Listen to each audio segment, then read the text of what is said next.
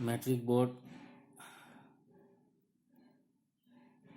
की परीक्षा बहुत जल्द होने वाली है। रसायन विज्ञान के कुछ महत्वपूर्ण प्रश्न एमसीक्यू के रूप में यहाँ दिया हुआ है, जो बहुत महत्वपूर्ण है और एग्ज़ाम में आने की पूरी संभावना भी बनती है। प्रश्न संख्या 1, विकृत गंधिता कौन सी अभिक्रिया के कारण होता है? इसके 4 ऑप्शन दिए हुए हैं। पहला उपचयन, दूसरा अपचयन, तीसरा विस्थापन, चौथा द्विविस्थापन। इसका उत्तर होगा आपका उपचयन। अगर उपचयन के बदले ऑक्सीकरण होता तो भी चलता, यानी उपचयन का ही दूसरा नाम ऑक्सीकरण है। इसे इंग्लिश में ऑक्सीडेशन कहा जाता है।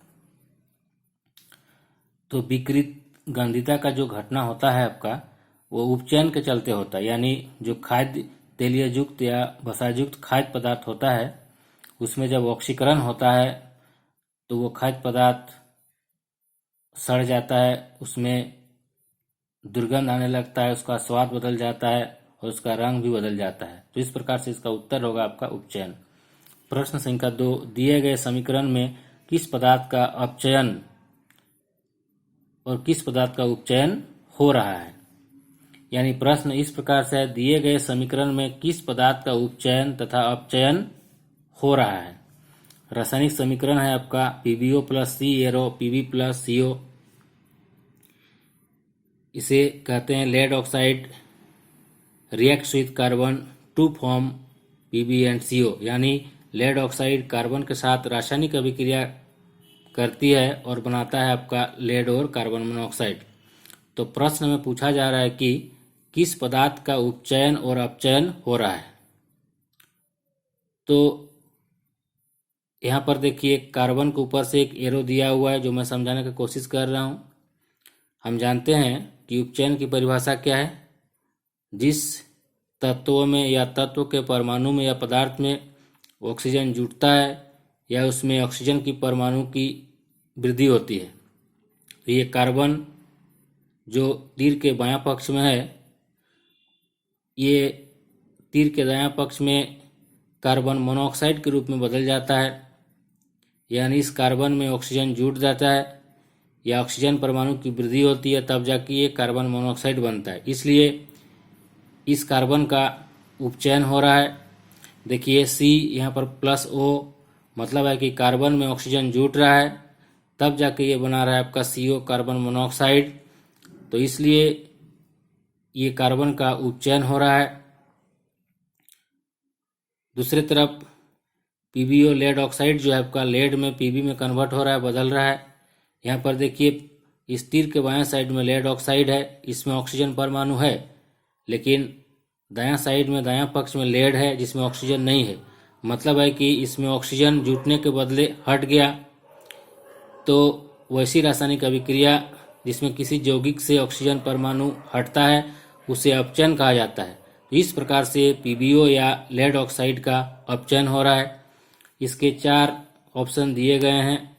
PbO, C, दूसरा में है कार्बन, PbO, तीसरा है Pb, C, चौथा है CO, Pb। इसका उत्तर होगा आपका दूसरा नंबर C, PbO। पहले उपचयन पूछ रहा है, तो उपचयन कार्बन का हो रहा है, इसलिए आपका कार्बन हो गया। दूसरी बार में पूछा जा रहा है अपचयन, तो अपचयन आपका लेड ऑक्साइड का हो रहा है, तो ये हो गया आपका लेड ऑक्साइड। इस प्रकार से इसका उत्तर होगा आपका 2 नंबर C, PbO। तीसरा टाइप का प्रश्न है, पदार्थ A, B, C, D का pH मान क्रमशः 2, 7, 10, 14 है। इन पदार्थों में कौन सा अम्ल है? आपका यहाँ 4 पदार्थ दिया गया, A, B, C, D 4 पदार्थ है, और चारों पदार्थ का जो pH मान है उसका वैल्यू दिया हुआ है आपका 2, 7, 10, 14। यानी पदार्थ A का pH मान 2 हो गया, पदार्थ B का pH मान 7 हो गया, पदार्थ C का pH मान 10 हो गया, पदार्थ D का pH मान 14 हो गया। पूछा जा रहा है कि बताइए इसमें से कौन सा पदार्थ अम्ल है। तो इसको रटने से बढ़िया है कि इसका कुछ नियम है, इसको जान ले। एक होता है पीएच स्केल, और उस पीएच स्केल का परास होता है, रेंज होता है, जो 1 से 14 तक होता है। तो हम यहाँ पर 1 से 7 फिर 7 से 14 कर दिए हैं। 7 से कम अम्ल कहलाता है, यानी वैसा पदार्थ जिसका पीएच का मान 7 से कम होगा उसे अम्ल की श्रेणी में रखा जाता है। वैसे पदार्थ जिसका पीएच मान 7 से ज़्यादा होगा, यानी 7 से 14 के बीच में होगा, उसको क्षार के श्रेणी में रखा जाता है। वैसे पदार्थ जिसका पीएच मान 7 होगा वो उदासीन की श्रेणी में रखा जाता है। तो यहाँ पर देखिए ये 2, 7, 10, 14 में ये जो 2 है आपका 1 और 7 के बीच में आएगा। ये आपका 2 क्या है, 1 और 7 के बीच में आएगा, यानी 7 से कम हो गया। तो 7 से कम जो होता है वो आपका अम्ल के श्रेणी में आता है, इसलिए आपका जो उत्तर होगा वो होगा आपका ए, यानी अम्ल।